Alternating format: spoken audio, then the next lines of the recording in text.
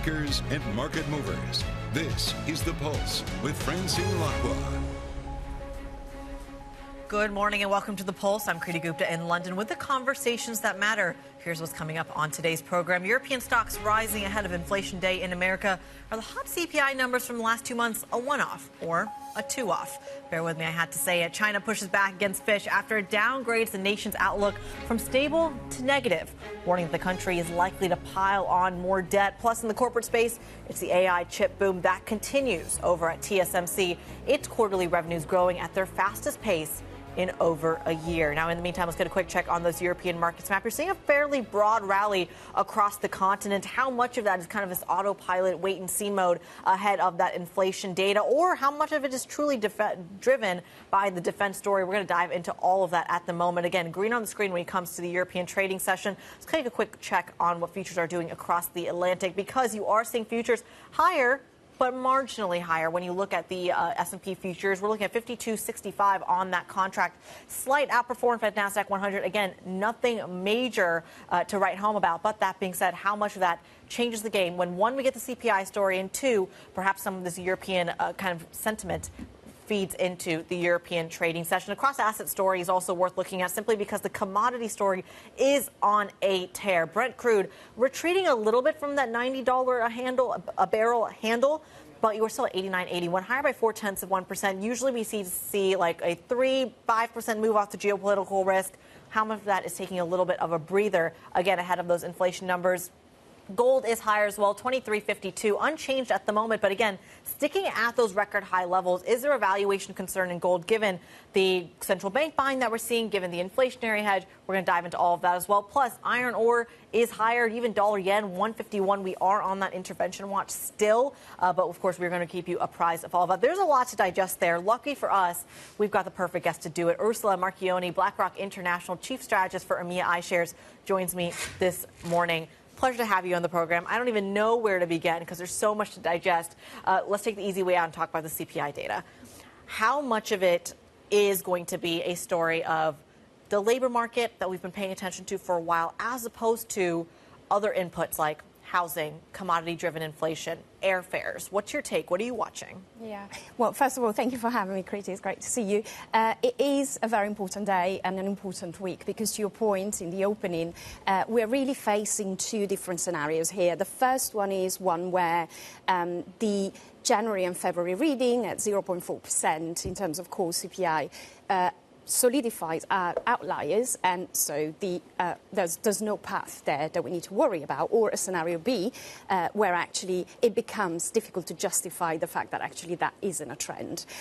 Markets are very much positioned for the first scenario. So if I think about not only what markets are pricing in terms of Fed cuts, but also looking at where investors have been voting, where they've been putting money thus far, it's very clear that that's what we're preparing for. We are seeing a broadening of the rally, exchange-traded product flows, if you want to use that as a barometer of what global investors are doing, continue to be strong, 126.5 billion in March alone, adding to very strong readings for January and February. And again, within that, it's been fascinating for me to see last month how cyclicals have come back, how European equities are in favor within that small caps. So you can clearly see a strong voting towards that scenario. So again, if today gives us a different view, I think we're going to see money in motion, and we're going to see a significant move in terms of how investors will rethink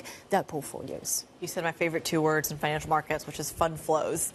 Talk to us about the currency story. How much of that is impacting the fund flows? There's some sort of thought process. Guy and I were talking about this in the last hour, where the currency picture, weakness, or some sort of kind of breaking of cable or breaking of the euro is going to incentivize those flows into European stocks at a time we're talking about kind of this catch-up trade. How much of the currency picture matters at a time when we are incentivized to find the cheap deals out there? Yeah, it's a very good point. I guess my answer would be to the currency point. We have seen a change February into March into global appetite for European equities. So in Feb, it was very much coming from US investors. And so to your point, the currency element was a big component of that. In March, 3.3 trillion went into European equities, and of that, about 2.8 came from European. And so again, the currency element being less of a factor there. And as I mentioned, 20% of it going into small caps. So you can see attention towards valuation being extremely cheap. It's a interesting moment, I think, particularly for investors in the region, because, again, also looking into ECB later this week, tomorrow, there's quite a lot at stake there. From a currency perspective as well, I guess the other element that I would flag is we continue to see appetite against this broad backdrop of risk-on sentiment for emerging market equities. And so, again, there we looked at high 20s into Jan and Feb in terms of billions of inflows. That continued in March, although with more granularity and selectivity in terms of countries, India being a beneficiary of that. And that picture is very much in contrast with emerging market debt, where we see outflows, although we at BlackRock personally like the hard currency component. You've thrown so much at me there. Let's dive into the ECB story as well, because it feels like monetary policy has been driving the trade globally for such a long time. Guy and I talk about this quite often, and Anna as well, in that perhaps it's the fiscal this time around that's actually driving outperformance, especially in the periphery that you're seeing in Spain and Italy and Greece, et cetera. But I'm curious why that isn't getting priced into the markets, because it feels like markets are far more sensitive to, is the ECB going to cut first, as opposed to, is Giorgia Meloni going to be spending more money here? How do you square that? How do you price in the fiscal impulse? Yeah, I agree with you. I think that is a conundrum in terms of particularly that element in the strength of the purchase from European domiciled investors. I think taking a step back, if we think about this week, going back to last month, Madame Lagarde mentioned we will know a little more in April, we will know a lot more in June. And so, again, she set the bar for action this week at a high level. And again, if you take a step back and look at what has happened between then and now, in terms of the facets that are monitored, inflation outlook, transmission mechanism, to your point, there isn't a lot that has changed. Yeah. So, look, I think that the picture for us remains intact in terms of, a likely June start. It's going to be interesting to see wording used. Unlikely that she's going to commit to do something then. But for sure, to your point, that is the picture that we're looking at. What does that do in terms of appetite for boons, arguably for gilts as well? But let's focus in on the ECB as well. In terms of kind of Italian debt, French debt, German debt, are you seeing appetite there? No, Kriti. So of the 126 billion going into ETFs that I mentioned, about 98 went into equities. It's been an extremely lackluster month, and actually year to date for fixed income. We've seen this big rotation into risk on. It does permeates into fixed income. We see credit buying, but again, in terms of magnitude, if I look at March, we saw 7 billion going into fixed income, vis-a-vis last year, where 60-70% of the flows went into the asset class.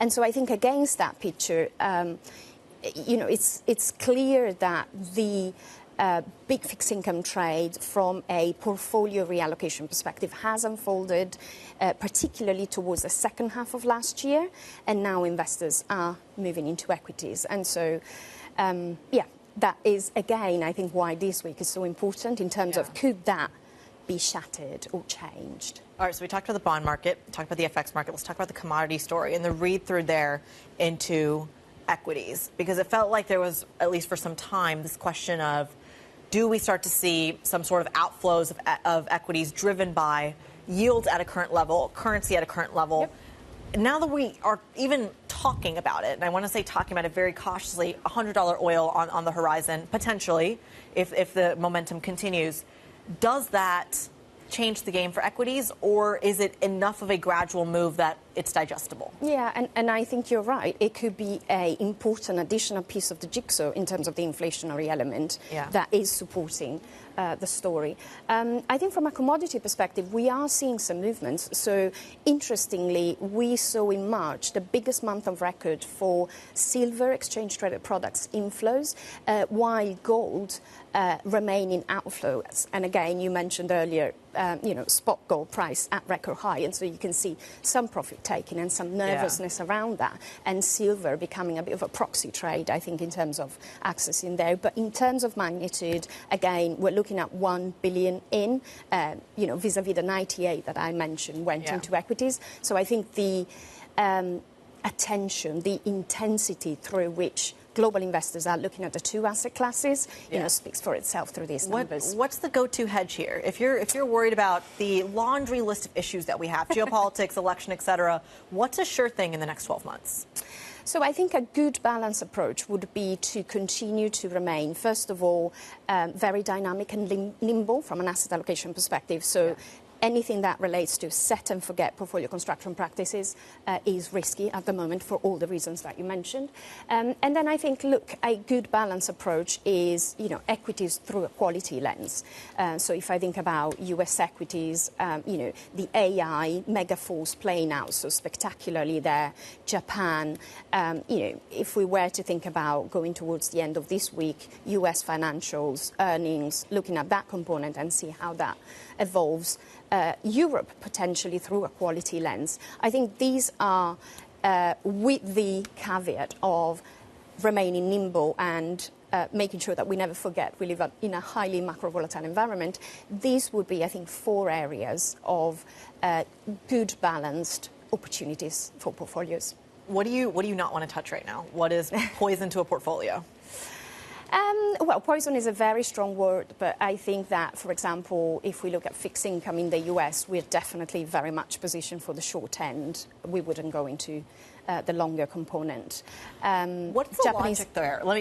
You caught my attention there. What is the logic there? Why not? Is that a deficit concern? Is that a housing concern? Why not go into the long end? Yeah, it's a bit of a blend in terms of, like, if you think about the growth picture for Europe, it's more mixed than what we see in the US. And so for European duration, we've seen investors going back in, and we see the logic in terms of re-entering from a portfolio perspective that component. For the US, I think it is not the time, and so short-dated are the right component. Another area of funding for portfolios, so again, it's a zero-sum game. If we think about funding for all the areas that I mentioned earlier, Japanese bonds, so we prefer equities there, and so again, that is an area where we've seen investors making move to deploy towards more interesting asset classes. The Japanese equity story. Okay, well, you brought up Japan, so we've got to talk about the bond market very quickly.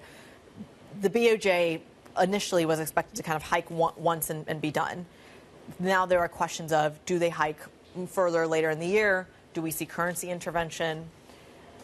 I'm very curious about this carry trade that the yen has been funding, basically. The Swiss franc to some extent as well, but the yen really. My personal theory is that it's led to this very low volatility environment because the carry trade is so attractive and so easy to kind of execute at the moment. What margin does that carry trade dissipate? How many times does the BOJ have to hike? What levels in the yen are we watching where that carry trade is no longer worth it? Yeah, I hear you. So, look, I think a scenario where we see one more hike between now and year end is still a benign scenario because, again, we're looking at strong earnings, supportive corporate reform. There is enough there to actually continue to support a positive view for Japanese equities. And again, it is a gentle path that they're on. So I wouldn't necessarily place a high probability to a derailing of that scenario. But I agree with you that that will be the mark that we would have to watch for. And so, yeah, I would say 1 until year end is probably what feels right. And is there a currency trade-off there, but what we see with the Japanese yen relative to, see, the yuan or the Korean won? Is there a kind of export trade dynamic that we need to be paying attention to?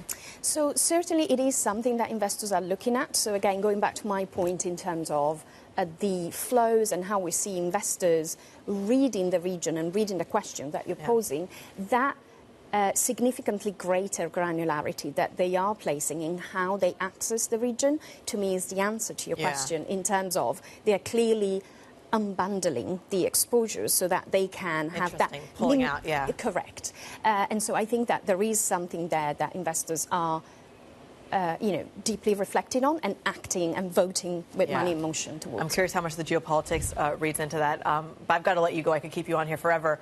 Ursula Marchioni, we've thrown everything at her. BlackRock's EMEA Head of Investment Portfolio Solutions. We thank you so much for joining the program. We go from the macro, which we've done plenty of, to the micro and talk a little bit more about that geopolitical risk in the context of TSMC, where quarterly revenue grew at its fastest pace in more than a year. Investors saying that AI boom will continue. We're going to dive into it next. This is Bloomberg.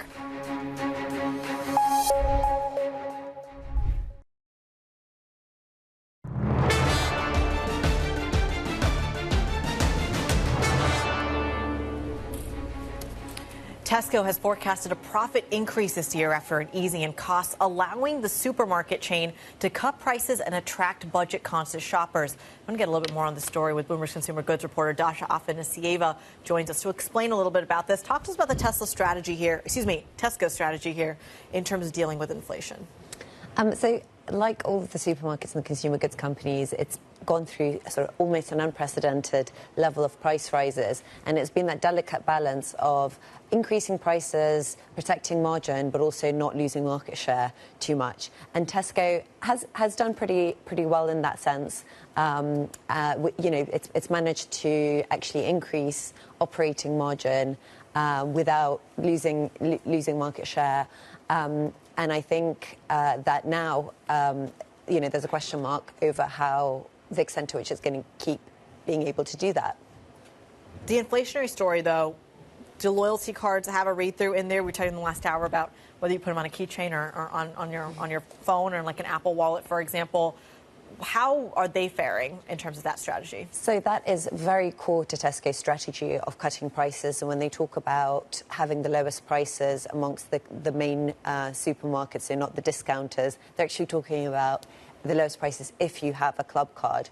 And at the moment, the Competition Markets Authority is actually looking at these in terms of whether they're good for consumers or not. And that might really impact Tesco's strategy, and also Sainsbury's, which is promoting, is using the Nectar card quite a lot. And we also had this lawsuit recently where Tesco's branding for its club card was actually found to be too similar to Aldi's logo. So it's actually going to have to redesign its logo and get a new one out in weeks.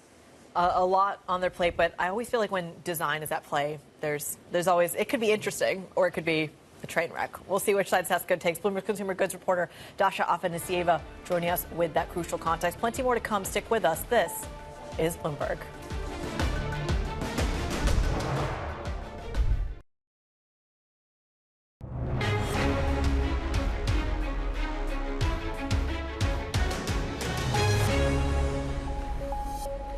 TSMC's quarterly revenue grew at its fastest pace in over a year. There's a lot in the nitty-gritty here. Tim Colpin from Bloomberg Opinion joins me now to break down some of the numbers. Tim, over to you. Just kind of give us a sense of what we're looking at here for TSMC. Well, for TSMC, any growth is good news after revenue fell last year. Up about 13% for the first quarter. The numbers just came in a few hours ago. They actually met the top end, in fact, slightly exceeded their own guidance at about $18.8 billion. So all around good news. It sets them up for what's going to be a very, very good year for TSMC. AI is the story behind TSMC right now. 10 years ago, it was all about smartphones, Apple, Qualcomm chips, all that kind of stuff. But right now, it's NVIDIA, AMD, even Intel, which is getting into the AI space. And it looks like that could have a few years to go. So not just this year, but the next few years could be very, very good for TSMC. Tim, talk to us about what gets in the way of that. There's a lot of questions about whether geopolitical risk does, more investment from the likes of Intel, for example, bringing manufacturing onto U.S. soil. What gets in the way of TSMC's further success? Well, I think nothing's really going to stop TSMC's top line. The sales will keep going. The revenue is still there, barring some kind of catastrophe, economic slowdowns, wars, whatever else that can happen. But really what could be the big challenge for TSMC is costs. They are setting up in the United States. They're also setting up in Japan and in Europe, in Dresden, in Germany. So these are places with much higher cost base without the engineering talent, no offense to those places, but they don't have the engineers that Taiwan has. So they're going to have to hire people, pay them a lot more money. And so all of that expertise and experience that they have in Taiwan and they're trying to replicate overseas is going to increase costs. So margins are going to be an issue. And then geopolitics is really behind a lot of this expansion. TSMC was not really in a hurry to set up in Arizona. Now they're on the hook for $65 billion of investment over the next few years. They are getting some of that in terms of incentives, $6.6 billion of incentives. But really, at the end of the day, TSMC has to become a geopolitical player, and that's really the challenge for them going forward. A lot to digest there. Tim Colpin from Bloomberg Opinion walking us through the different elements of TSMC. We thank you so much for walking us through that. And of course, we're going to stick with the region. Coming up on the program, Fitch revises China's outlook to negative from stable, prompting criticism from Beijing. We're going to dive into the details next. This is Bloomberg.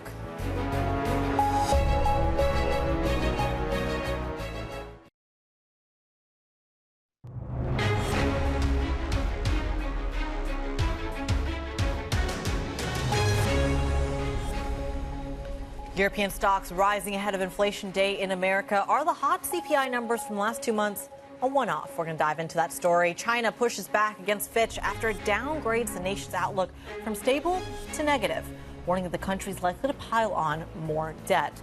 Plus, in the corporate space, the AI chip boom continues over at TSMC. Its quarterly revenues growing at their fastest pace in over a year. Good morning and welcome to The Pulse. I'm Kriti Gupta in London for our very own Francine Lacqua on holiday. Let's talk about the major story of today, which is likely to be U.S. CPI, the big data point that all economists and strategists alike are watching, really keeping an eye on whether or not the March report will show that those hot inflation readings of the past 2 months were an aberration as opposed to a trend. I want to dive into the details here. Bloomberg's Europe FX and Rates editor Aline Oyamada joins me on the show. Aline, there's a lot of questions about whether 2 makes a trend or 3 makes a trend. The Fed loves to say it's data dependent. The markets have been shrugging off a lot of the data lately. Yet we've seen yields stay quite elevated. We're looking at, I think, 436 as I'm seeing it on my screen at the moment.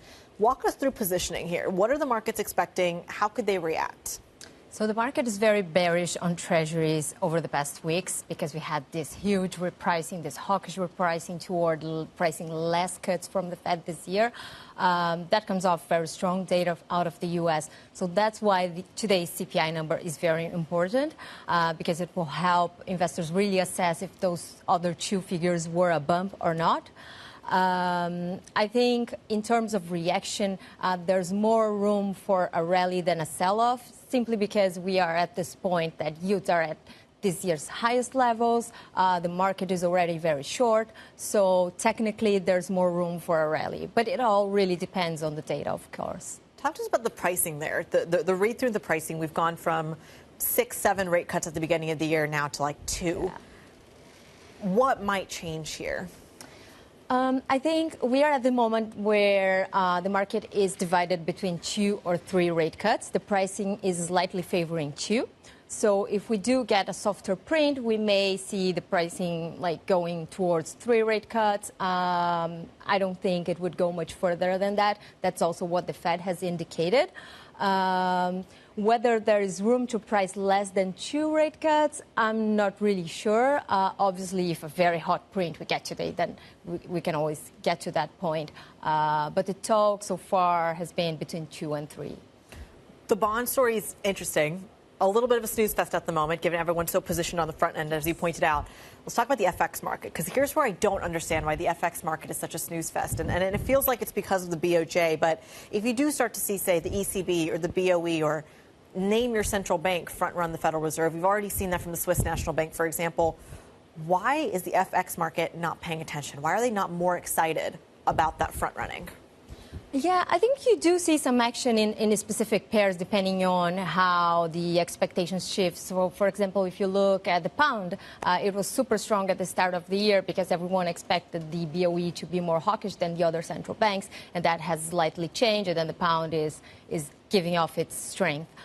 For the euro as well, we are seeing some talk about parity because the ECB is expected to deliver more rate cuts than the Fed. And then for the BOJ, that's the biggest, wild card there. The yen has been so weak, and the CPI could even send it through that line that we've been waiting for. So, okay, we're talking about the U.S. a lot. Let's bring it right back to Europe. Tomorrow's ECB day. Yes. You talked about this conversation of parity re-entering the narrative. What's the logic there? Is it just rate cuts, or is there something more to it? It's basically rate cuts. To be fair, it's not a scenario that anyone has as a base case for the short term, but we saw how things can move quickly in that direction in 2022, right? So if we do get, for example, an extreme scenario, like Kashkari was saying, why do the U.S. need to cut rates? Yeah. If they don't, what if they don't? I think parity is really much in the game if that happens. Yeah. And we are seeing some banks exercising with that, bringing up that as alternative scenarios. So when you start to see talk about that, it kind of becomes more real, right? It's a fascinating one, and one that we're going to see if it actually does translate over to the interest rate differentials that may or may not be driving the currency trade. Alina Oyamada, we've picked your brain plenty. We thank you so much for joining the program and walking us through that story. At the same time, we got to talk about the global growth picture. We talked about the U.S. We talked about Europe. Let's talk over to Asia as well. Fitch has revised China's outlook to negative from stable. The ratings agency saying that the government likely to pile on more debt onto its balance sheet as it seeks to pull the economy out of a real estate-driven slowdown. There's a lot to dive into. Let's bring in Bloomberg's Jill Desis to kind of walk us through it. Jill, pleasure to have you on the program. A property-driven slowdown. Connect the dots for us here. What is Fitch thinking? Sure, Kriti. I guess ultimately what Fitch is telling us is not too much outside of what we already know. I mean, they're citing a lot of things that we know to be true about, the slowdown of the world's second largest economy, around the real estate crisis, and saying that as the slowdown continues, China is going to have to use more fiscal stimulus, more fiscal policies to kind of, try to help prop up the economy, and that may result in some additional debt risks. That's ultimately Fitch's argument for why they're changing this outlook here. I will point out that this is coming just a few months after Moodys actually made a downward revision to some of its concerns about China's outlook as well. That happened back in December, also citing some additional concerns around the economic slowdown, around China's fiscal position. So that's what's really tying all of this together, is that ultimately China's going to have to spend more to sort of help out its economy, and that may continue to create some additional debt risks for China right now. What is China's response to that, though? I imagine they don't like anyone, regardless of who it is, saying this is uninvestable, this is a concern. How has China responded? No, I mean, they've pushed back pretty strongly against this Fitch report. So it's actually, again, echoing what we saw China tell, in response to the Moody's downgrade back in December, is that they're saying that, their position is pretty solid. There's a lot good that's going on with the economy in terms of remaining stable. They're not really concerned about, these positions in the same way. And that ultimately, they're saying that China has actually been pretty responsible and stable when it comes to using fiscal policy to sort of help the economy. So I don't think any surprises from China there. I'd imagine that, any other global economy would do something fairly similar if you were faced with some kind of an outlook downgrade or worse from a credit ratings agency like this. So certainly some strong pushback from China there. We'll see how that ultimately, plays out. I will also say that among some analysts, they're saying, look, Fitch might actually have it a bit backwards here. It's actually a good thing if China boosts its fiscal policy in order to help the economy, because that just means more support, more spending to try to fix issues related to the property sector, related to domestic demand, which, of course, have been dogging China for quite a few years now. When we're talking about the China story as well, there are geopolitics that we have to be very careful with as well. When we talk about from an investment playbook, there are headlines that came out this morning about Chinese President Xi Jinping meeting with Taiwan's former President Ma today. This was a meeting that was in the books for a while, but it is the first time that Taiwan's former president goes to Beijing. Talk to us about what we're looking for Why now? Sure, Kriti, I think there's a couple of things to keep in mind here. So first of all, this former Taiwan president, he's from the Kuomintang party in Taiwan, which is not currently the party that holds the presidency. It's actually more of the Beijing-friendly party. They lost in the most recent election in January to the DPP candidate. That's the candidate that favors more of that independence from China. So this candidate is already fairly friendly with Xi. He's met with him before, or so not candidate, but former president. He's met with Xi before, so this isn't, I guess, a massive surprise in terms of that kind of relation. The one thing that I find really interesting about this visit with Xi is that it's coming at the same time that the U.S. is in the middle of this days-long sort of state visit from the Japanese Prime Minister Kishida, along with this trilateral summit with the president of the Philippines. So wondering if there's any kind of a contrast there between the U.S. talking with some of its strategic defense partners, countries in region, in Japan, in the Philippines, within the South China Sea, versus China meeting with the former president of Taiwan. I think there's some sort of geopolitical considerations when it comes to the South China Sea that China might be trying to set up as a contrast here with this kind of meeting. Certainly is one that we're going to be watching very, very closely, a historic moment nonetheless. Bloomberg's Jill Deesis, we thank you so much for joining the program and breaking it down for our international audience. Coming up on the program, a Boeing employee says the plane maker took shortcuts to ease production bottlenecks for its 787 Dreamliner. We're going to bring you the details next. This is Bloomberg.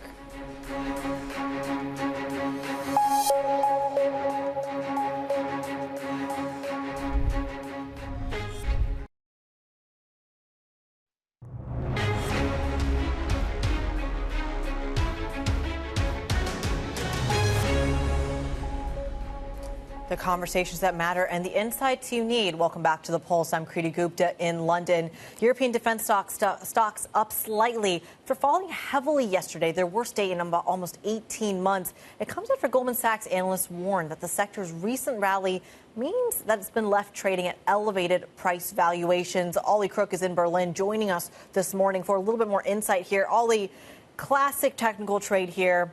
Big sell-off yesterday, kind of a big move this morning. Walk us through what we need to know in terms of whether or not this is a sector people want to invest in. Yeah, so Kriti, it's a sort of complex question. I mean, I think broadly speaking, the trend is intact, i.e. there's going to be a huge amount of money spent on European defense for many, many years to come. The question for investors is really how much. So you see clawing back some of those losses from yesterday. This morning, Saab is up, Rheinmetall up a bit. Still losing, though, on BAE.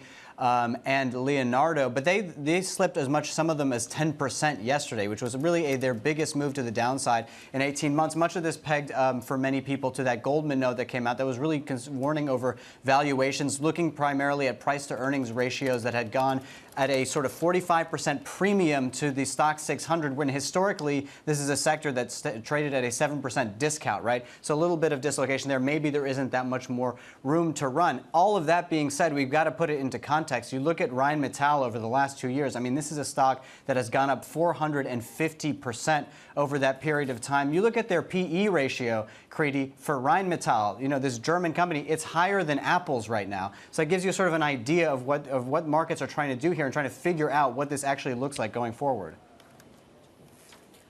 In terms of going forward, though, Ollie, there's a lot of questions about the ramp up in the defense sector broadly. Do you get the financing? Do you get the capacity? Do you even have the raw materials to do it? What's the biggest hurdle right now for some of these European defense companies to really match the size, for lack of a better term, of their American counterparts?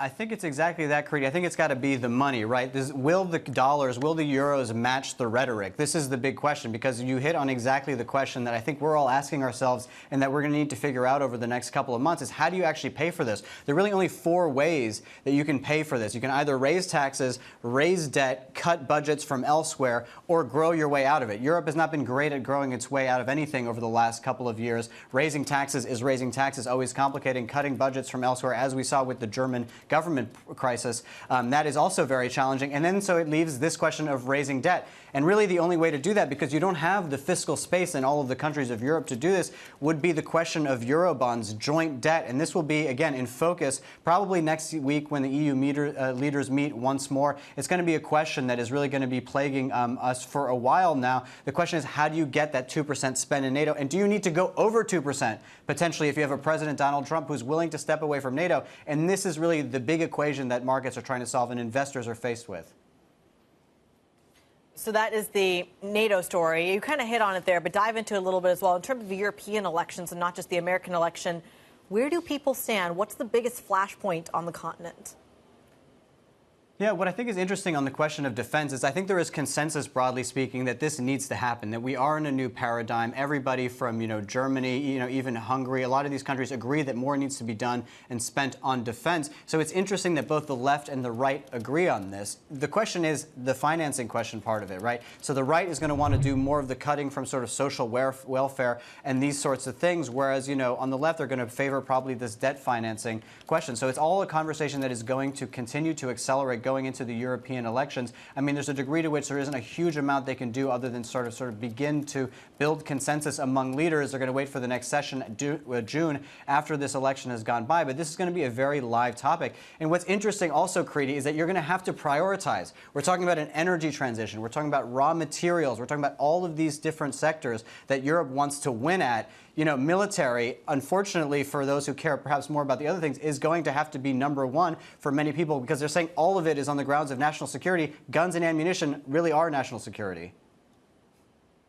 Bloomberg's Oliver Crook bringing us that crucial story out of Berlin. We thank you so much for putting it into that crucial context. And I want to stick with the aerospace and defense theme here. The FAA over in the States investigating claims made by a Boeing employee who says the plane maker took shortcuts to ease production bottlenecks for its 787 Dreamliner. In a statement, Boeing said the claims were, quote, inaccurate and do not represent the comprehensive work being done to ensure the quality and long-term safety of the aircraft. Joining me now, Bloomberg's global editorial leader on aviation, Benedict Campbell, joins me right here on set.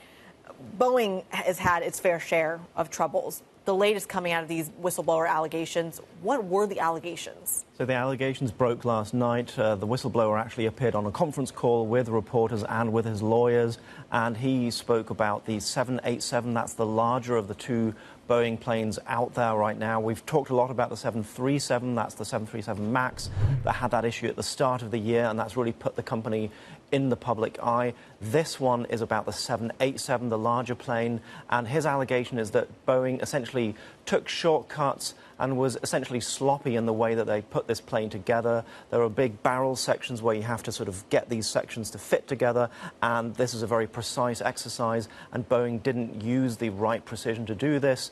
They used brute force to put them together. I'm simplifying a little bit, but that is essentially what he's saying.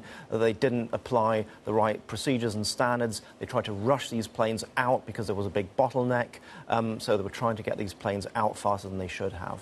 Okay, so those are the allegations. We read the statement in terms of Boeing's response as well. In terms of next steps here, let's talk about leadership. What comes of Boeing? What kind of time frame are we looking at as the pressure ramps up? So the pressure is definitely on the company from many different areas. From the public side, a lot of people are now starting to wonder, what was previously seen as impossible, are starting to think, should I board this plane? Is it safe to fly? The kinds of questions people would previously never have asked themselves. There is pressure from the governmental and from the regulatory side. There is a hearing next week on the Capitol Hill that Boeing has been asked to attend. That'll be a big question whether Dave Calhoun, the CEO, will actually go there or whether he will sit it out and just hand in written comments. It all depends on the kind of look they want to portray. Calhoun has resigned, or he is, he said he will step down. He's still in the post, but for all intents and purposes, he's gone. They're looking for a successor. He says he might stick around until the end of the year, but I will bet that the moment they have someone, and they will probably fast-track this, they will try and get him out of the door and that new person in, because there are so many issues the person needs to work through. What is the ripple effects here in terms of the read-through? You mentioned this in our last program. This is a duopoly at the end of the day, Boeing, Airbus, et cetera. There are already capacity issues, backlog issues, not to mention raw materials, and airfares only getting more and more expensive. So the demand seems to be almost insatiable. What happens next Well, that's a huge problem, really, for the wider industry. So, Boeing and Airbus are the two premier manufacturers of these planes. And the moment there is one issue on one side, it ripples, as you say, through the entire industry. We've had companies like Ryanair, Michael O'Leary, the CEO there, say, we're not getting the planes that we need. This is peak travel season. The rush has come back after the pandemic. People want to fly, and they're not getting the planes they need. They've had to take out some capacity already. So that is one of the big problems they're facing. And that means that used planes, older planes, are being flown longer, are being flown more extensively. That means more maintenance. So a lot of these ripple effects playing through and ultimately landing with people like you and I, with a consumer, and more expensive tickets for planes. Yeah, it's certainly an evolving and potentially disastrous, even further so, situation. Bloomberg's global editorial leader on aviation, Benedict Campbell, walking us through the ramifications of the latest with Boeing. Coming up on the program, we go back to geopolitics. South Africa and the European Union failed to host a bilateral summit last year. We'll discuss the state of relations next. This is Bloomberg.